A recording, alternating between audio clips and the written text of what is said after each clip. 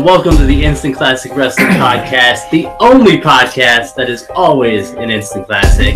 And you're... And we want to punch Jim Cornette in the face repeatedly until he bleeds because he's stupid. Hot tag! Hot tag! Hot tag, okay, I got you, I'm coming in hot. You know, I'm gonna hit that Big E spear. We'll see you on the flippity dippity. Oh yeah. I'm ready, you're ready, DJ's ready, we're all ready to flippity dippity. That's right, we are ready to flippity dippity. I mean, maybe DJ's not. I'm still trying to get him to flippity dippity, but he just doesn't want to. And I know we usually do the Welcome to the Instant Classic Wrestling Podcast, the only podcast that is always an Instant Classic, but this show is too big for that. It's almost too big for that. Because Shane O'Mac is back. I still can't believe it. It happened last night, and I am still in disbelief that Shane McMahon is back. So let's just kind of get into. We're not going to review the entire Raw because we don't do that, and there was still a bunch of useless shit on Raw, as usually there always is. But basically, Vince comes out to present the Vince McMahon Legacy of Excellence Award. I know I had joked with DJ that he was gonna give it to himself or Triple H or somebody like that, but he didn't. He didn't. You know, gotta give him credit for that. He didn't give it to himself or Triple H. I do like how he talked a little bit about his family and his family's history, how, you know, they've been in sports entertainment for 100 years, I guess, which was kind of cool. Just kind of him, you know, talking a little bit more kind of real life a little bit, not so much a character. But he says that this award, or he actually talks a little bit about his dad first. He says that his dad was a cunning businessman, but he was also, you know, he had a warm heart, and he was caring and everything like that. And he said that the participant or the recipient of the award has those characteristics: a caring, warm heart, and cunning business sense. That's right. It wasn't John Cena. It was not John Cena. It was Stephanie McMahon.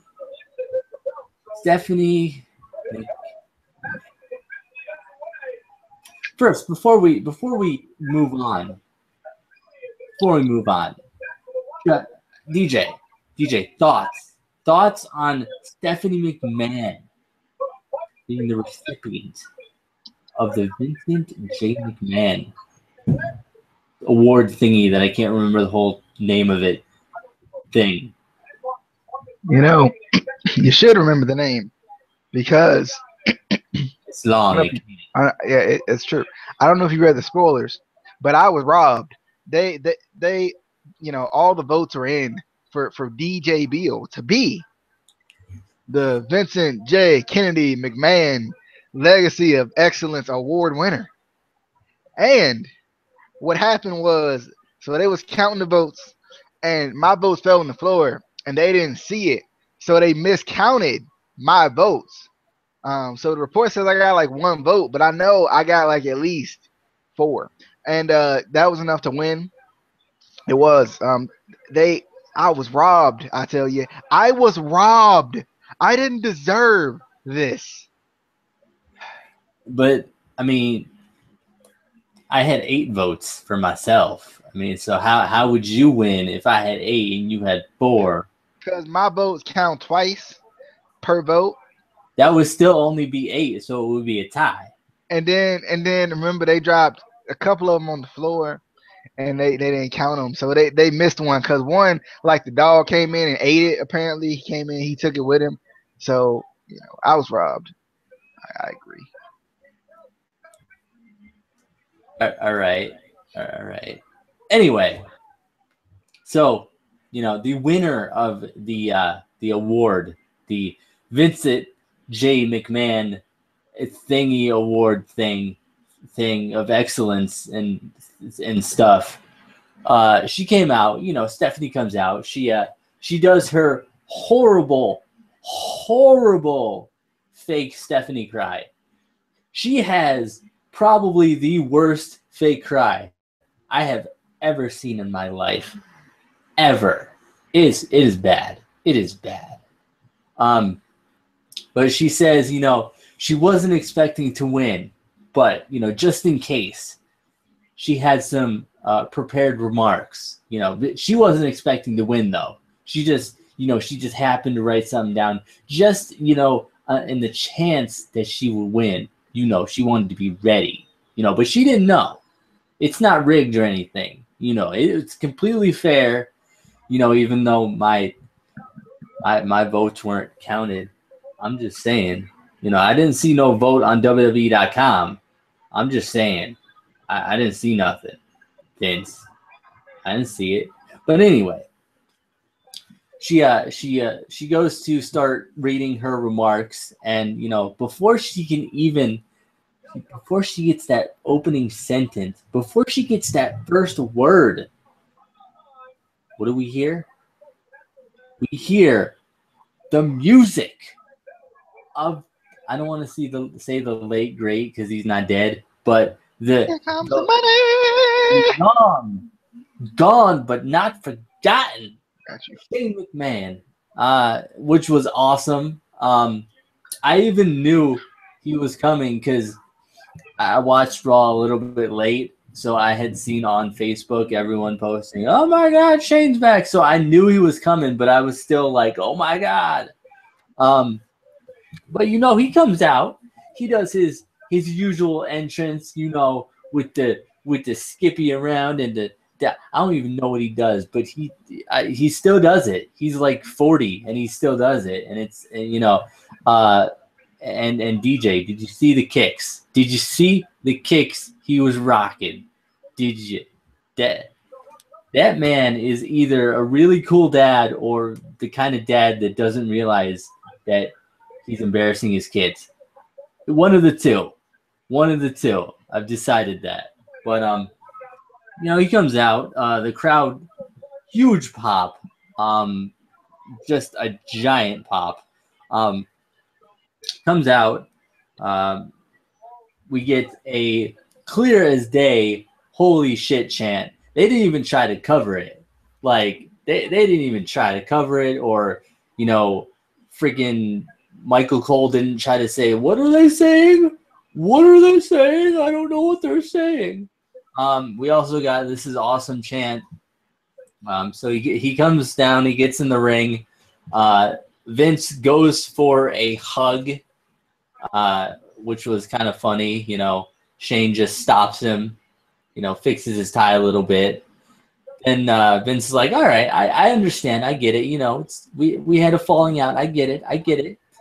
Goes for a handshake. Shane kind of, puts his arm down. No, you're not going to get a handshake. So basically, this kind of, it starts what I hope is a good storyline. Basically, Shane kind of, tells Stephanie she doesn't deserve this award. He goes in to explain that, she and Triple H have been basically taking the company and, burying it in the ground with all, he talks about the stocks going down, the ratings going down, all of the plethora of talent injury. And she just tries to deny it, and he mentions that there's something that she apparently doesn't know that Vince hasn't told her. and she's like, what is it? What is it? And Vince doesn't want to talk about it. Vince says, this is something that we need to talk about in the back. This is something that we need to talk about in backstage. And Shane says, no, all growing up, you said, if you have something to say, you say it face to face and out in front of the arena. So this is what we're doing.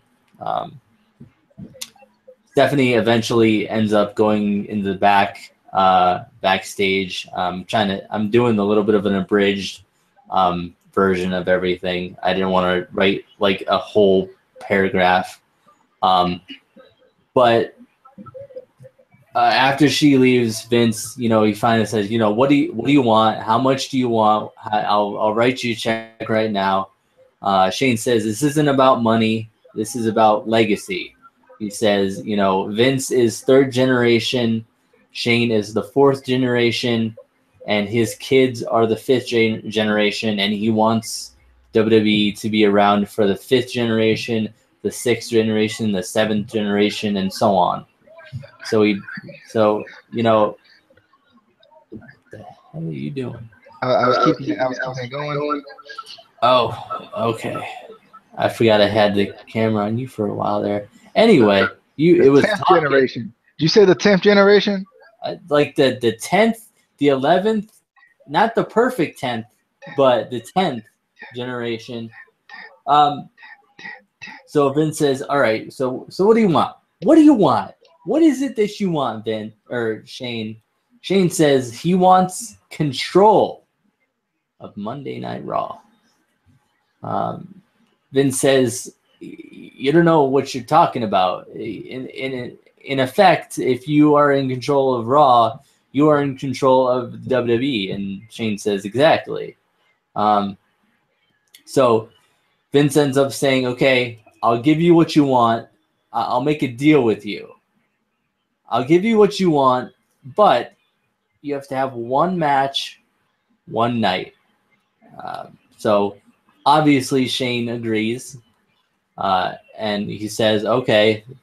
Vince says, all right, your match is going to be at WrestleMania against, and I'm going to say it exactly like Vince said it, The Undertaker.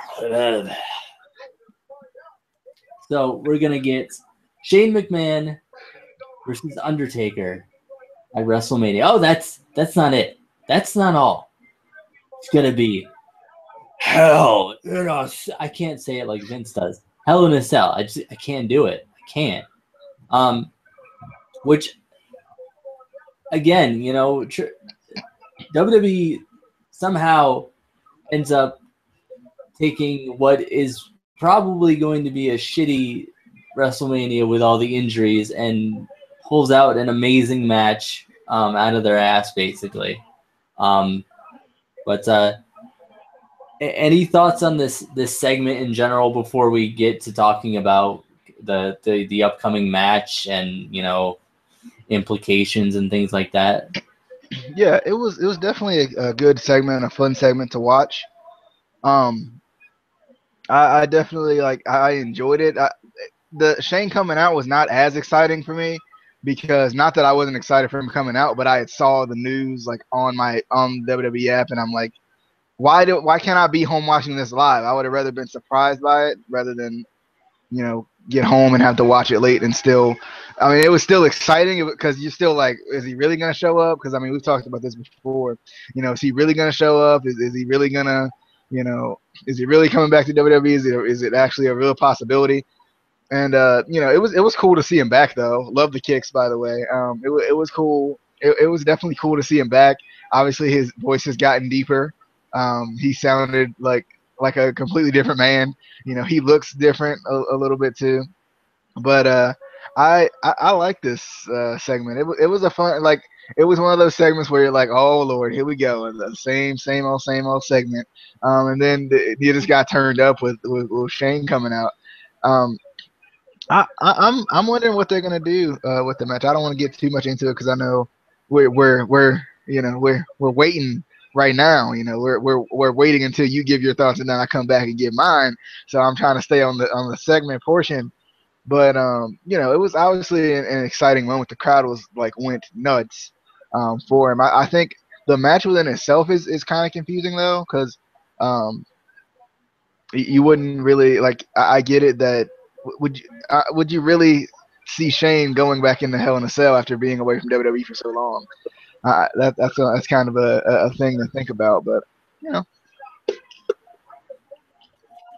Yeah, it's first of all, it was weird how I don't want to I don't mean this in a negative way, but how old Shane makes Vince look. Just the fact that Shane is a lot older now, he has gray hair and everything, and I feel like it just made Vince look that much older. I mean, Vince is, in his 70s now. So, I mean, he's old anyway. But I just feel like Shane actually kind of reminded me of, Vince back in, like, the Attitude Era a little bit. But I'm excited. But it got me thinking about the match. I mean, it's an exciting match for his return, for one more match kind of a thing. They didn't have anybody for Taker really to face, so I mean, I guess it's cool. I just don't know, because Shane is older. We're not gonna get the young Shane. I keep forgetting to switch the mic over or the camera over, but it's obviously not going to be the same, young Shane that, friggin' fell off of the set against fell off the Titantron set against Steve Blackman, or, I think was choke slammed off the stage or something with Big Show. I'm sure we'll still get those, exciting spots. I'm sure, they'll end up getting on top of, the Hell in a Cell, and, Shane will probably get chokeslammed through it or something like that. So I think it'll be an exciting match, but it's like, it brings up kind of more questions, really, I think, than answers. Do they, I mean, obviously feel like they're going to have Shane win. And then Shane will get, control of Monday Night Raw. But even then, I don't think they really explained that. He didn't. I don't remember Vince saying, you have to win to get control of Monday Night Raw. He just said you have to have this match. So does that mean that if Shane loses, he still gets control of Monday Night Raw as long as he goes through with the match? Or does he have to win? Then if he wins, what does that do to Taker? It's just, I feel like it brings up a lot more questions than anything. But I'm excited to see, hopefully he's on Raw kind of regularly now, up to WrestleMania. Hopefully, it's not just we see him tonight and then, don't see him until WrestleMania. Any thoughts on the match itself? Any predictions? Any thoughts? Anything? I wonder if they're gonna how they have those little things where they let you run Raw for a week and see how it goes, and then see if you can actually handle it if it was to happen. I wonder if they're gonna do that 1 week or something, because I mean, we've all said that the Authority angle is getting stale, so it would be nice for him to win. My only thing is I'm kind of trying to figure out, is it gonna be Shane in this match, or is he gonna have somebody represent him? Because he said you have to have one more match, but it is like a no DQ match, so he could have change it up and say I'm gonna have Sting represent me, or I don't know. Obviously Sting's had his run-ins with the Authority or Cena. I don't know how hurt Cena is still. Or even if they did somebody from NXT, because obviously Undertaker is one of those guys who likes to give back to the company, and the streak is over, so that it wouldn't, depending on who it is, it wouldn't hurt that much for him to lose one more match at WrestleMania. It's not like he's lost 2 matches, but the other 21 don't count. You know, like that's not how it works. But I feel like I'm wondering about that. I'm wondering, is somebody gonna like represent him? Also, this was a very well kept secret. This is a very well kept secret too, because I didn't hear any spoilers about it until it happened. I heard it like when it happened, like when it was happening on Raw, right after it happened on Raw. I saw it on my phone, but I didn't hear any, like I didn't see any spoilers like throughout the week or anything like that. So that was kind of a good thing. Do you want to talk about, since we are kind of talking about Raw too? You want to talk about the Dean Ambrose Brock Lesnar thing at all? Yeah, a little bit, but I also one thing I didn't like is I felt like after he set up the challenge, we should have gotten like at least the gong or something. You know, usually after somebody challenges Undertaker or a match for Taker is set up for WrestleMania, you get the gong and the lights go out. Even if he's not there, you know, they should have had, you know, the gong or something, maybe a pre-recorded message from Taker or something like that. You know, just it felt weird a little bit after, you know, that segment was over, because they just kind of went to commercial. I was like, okay. But Dean Ambrose, I was upset that Roman Reigns won at Fastlane. But obviously, you know, they set up a street fight at WrestleMania, Brock Lesnar versus Dean Ambrose, which I think, you know, it'll definitely be a good match. I just kind of wanted to see, you know, Ambrose go for the title, because I feel like they've just been, you know, having him hover around the title picture, and then they take him away, and then they'll have him hover around it again and take him away, and then throw him back in the Intercontinental title picture for like a week or two. It's just, you know, at least give him a title match. You know, even if he got the match at Mania and didn't win, you know, at least that would have been like a really big, you know, push for him. But what do you think of the match coming up? I'm excited. That video, I don't know if you ever got a chance to watch it, or when you were watching Raw you saw it. But like I was talking about how dangerous Brock looks, like just as a guy, and when he like, you know, gets his blows in and whatnot. Like that video made Brock look ridiculous. Like he looked like he was like gonna kill Dean Ambrose. Actually, at first I was confused on why he did what he did, but then I forgot that Ambrose had took him out with the chair the night before. But I'm excited for it. I know it's gonna be a good match. I'm just wondering, you know, Brock is barely on TV, so it's one of those situations like it. You know, why would Brock lose? You know, so it's kind of like, is Dean Ambrose gonna like kind of be forced to job out, I guess, to you know, a little bit to Brock, just because, you know, oh, Brock's part-time and he's this big guy and he's, you know, he's the secret ingredient to ratings or whatever. You know, I wonder, is that gonna be a thing that's gonna happen?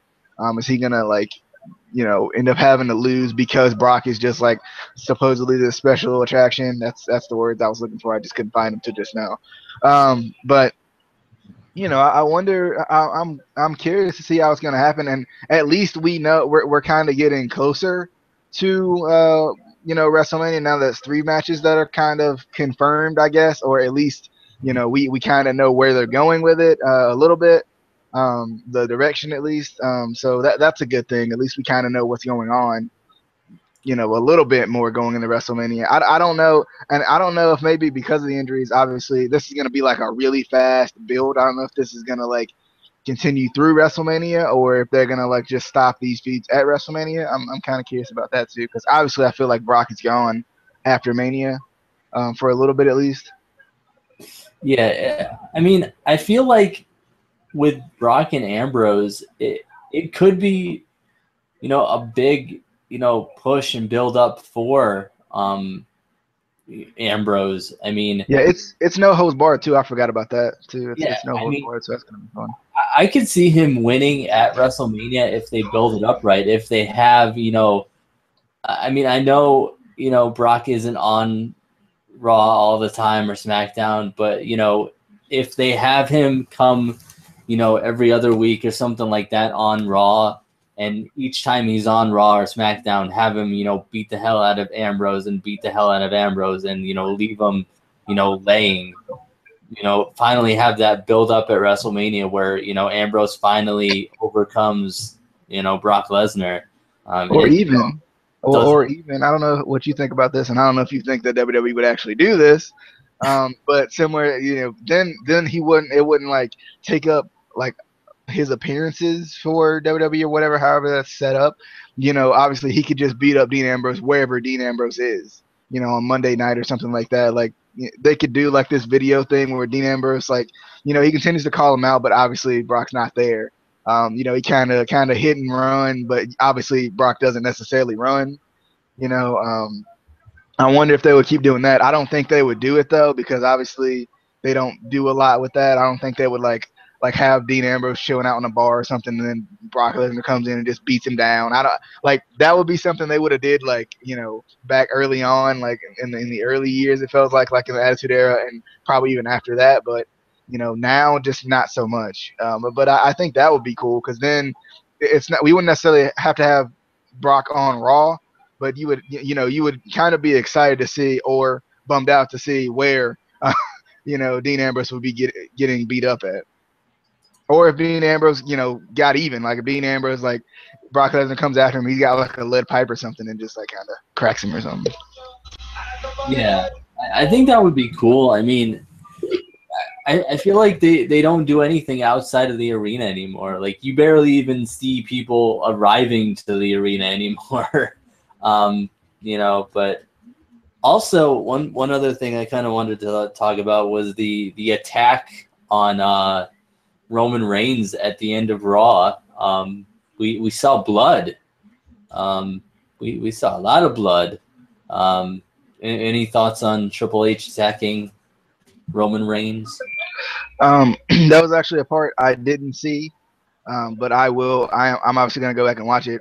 I haven't watched Raw yet because I haven't been able to watch Raw yet. All of you guys having me watch all of these No Way Outs and expecting me to watch Raw too. Forget you. But I am gonna go back and watch it. Apparently, it was I've heard from other wrestling fans around me that it was a pretty good, like I got you back type of a thing with Triple H, and I think it was a nice touch, because obviously Triple H hasn't, like, obviously he took the title from him, but he hasn't gotten that physical, like, let me really, really get you back. From what I'm hearing though, it was very like cerebral assassin, old school Triple H-esque, apparently, and it was cool. Like we've said before, you don't need blood every single place, but like blood is good when in a feud like this. This is a personal feud. It's an aggressive feud. Obviously Reigns has been battling the Authority for so long. And Triple H said, "You made me bleed, so I'm gonna make you bleed." It's not like we're gonna have. I don't think we're gonna have blood at the match at WrestleMania, but still, I feel like, obviously this helps out the feud a lot, because obviously we're not gonna see Triple H on TV a lot. We don't see him a lot, especially as champion now. We don't really see him a whole lot, but when we do, we know something's gonna happen, and I think that's kind of the cool thing that he kind of has about him, as far as like this feud of Roman Reigns. Yeah, I liked it. It definitely did feel more old school cerebral assassin kind of feel with Triple H. I mean, he came out, wasn't in his typical suit and tie that he is in 90% of the time nowadays. It was just a Triple H t-shirt and jeans, and it had that feeling like, this is this isn't business anymore, this is personal, this is but then I'm wondering, are they going to do anything with The Rock? Is he going to be in Roman's corner, or is he going to be completely out of it? Because they want to just push Roman. They don't want to, push Roman with The Rock, with holding his hand the entire way. I was just wondering about that, just because I'm pretty sure Rock is going to be at WrestleMania. He usually is at WrestleMania in some form or fashion, either being the special host or whatever, or doing an opening segment or something like that. He's usually there somehow. So I was wondering if they're going to do something with him and Roman, whether he's just in Roman's corner, to kind of make sure everything is fair. But any thoughts on that? I couldn't remember if I muted myself. I think that would be good. Yeah, I'm watching this. That's what I was trying to look at. Yeah, he is going ham on Roman. But yeah, I feel like if they don't want to have The Rock hold Roman Reigns' hand, give Roman Reigns his own character and let him build off of that. Because I feel like Roman Reigns is charismatic enough to deal with his own character, to grow himself within his own character.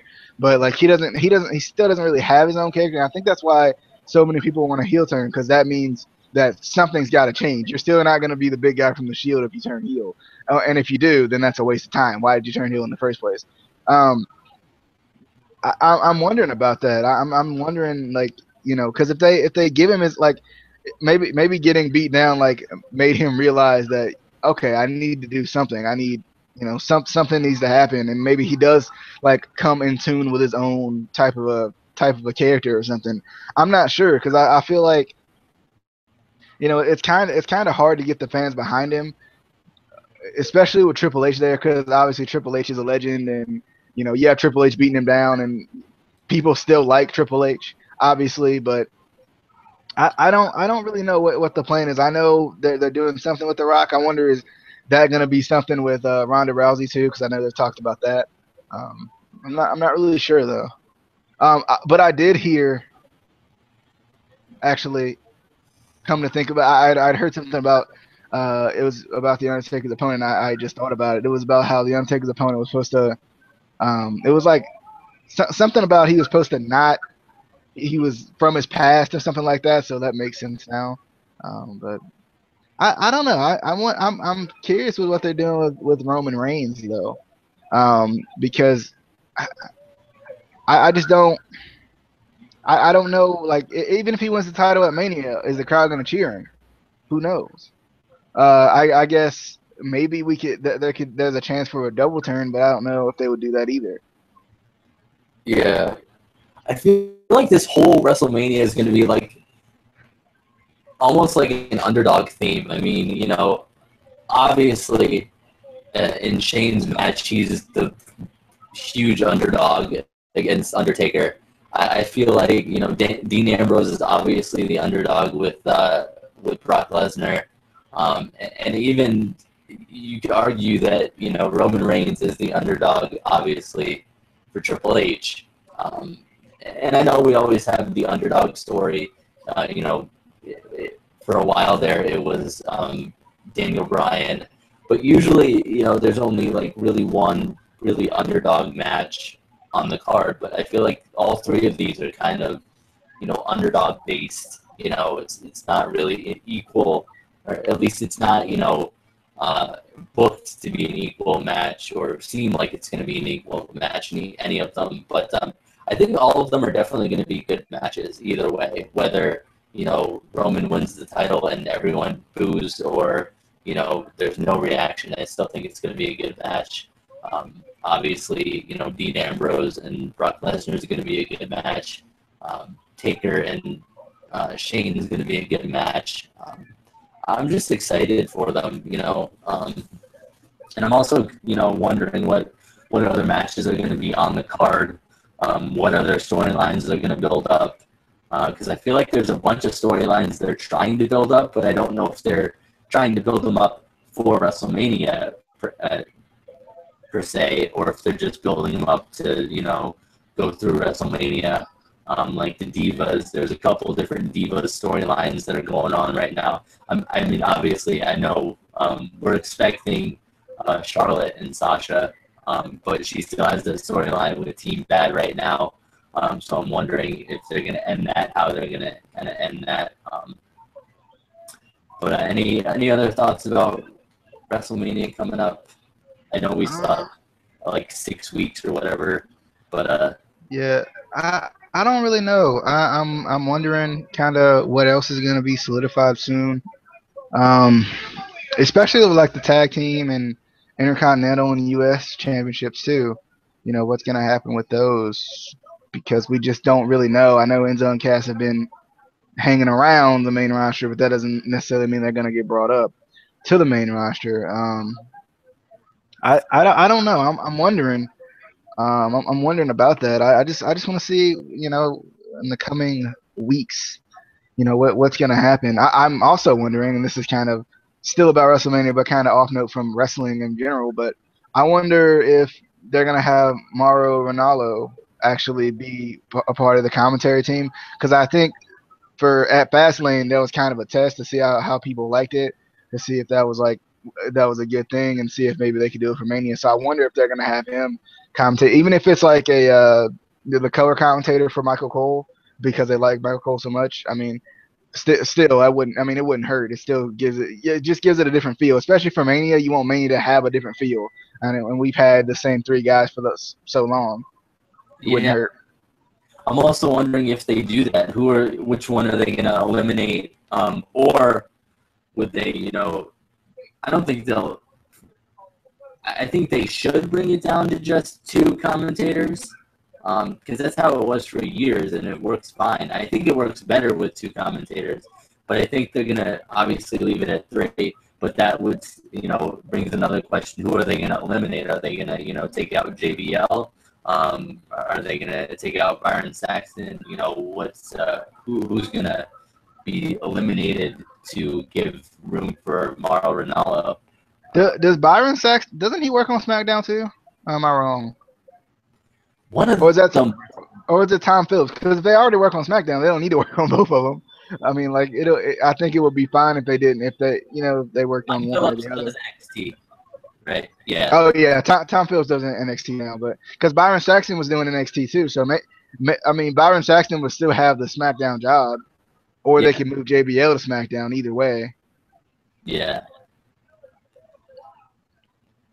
I don't know, but also quick before we go, we did find out that The Godfather is going to be inducted into the Hall of Fame, and that made me feel old as shit. I know we always joke about me being old, but that legitimately, like, I was like, whoa, because that was like my prime, and you know, watching wrestling, you know, in the Attitude Era when, you know, he was the Godfather. Yeah, before your vision, you know, started going. That's about right. Yeah, before my taste buds started going, so I can't taste those fruity pebbles. Maybe that's why I hate John Cena so much. No, but I'm excited. You know, that he's gonna go into. It feels like these guys. I mean, I know they're not young, but they feel young going. Like that old. I mean, Edge is in the Hall of Fame, and he doesn't feel like he's that old. It's kind of crazy, a little bit, but that'll pretty much be the end of this video. We just kind of wanted to talk about arguably the best Raw of the year. I think we need to induct the Good Father instead of the Godfather. I think that, you know, that's more PG for them. No. And what they need to do is they need to induct Papa Shango. That's what they need. or Kama, you know, that's it. All four of them. But I guess the Acolytes are gonna induct him, which is kind of cool. That'll be pretty cool to see the Acolytes kind of reunite again. But that's gonna be our review for tonight. We thought we were gonna do No Way Out, but you know, somebody hasn't finished watching it, and Justin probably hasn't even watched it yet. We are doing it tonight. Actually, he called me and told me he was doing it. We're gonna do it tonight at 10 his time, I think. All right, so 11 our time. All right. We will see you at 11 or 10 or 8 or 9, depending on where you are. We will see you on the Flippity. Come on, say it. Come on. Oh no. Flippity dippity. Oh.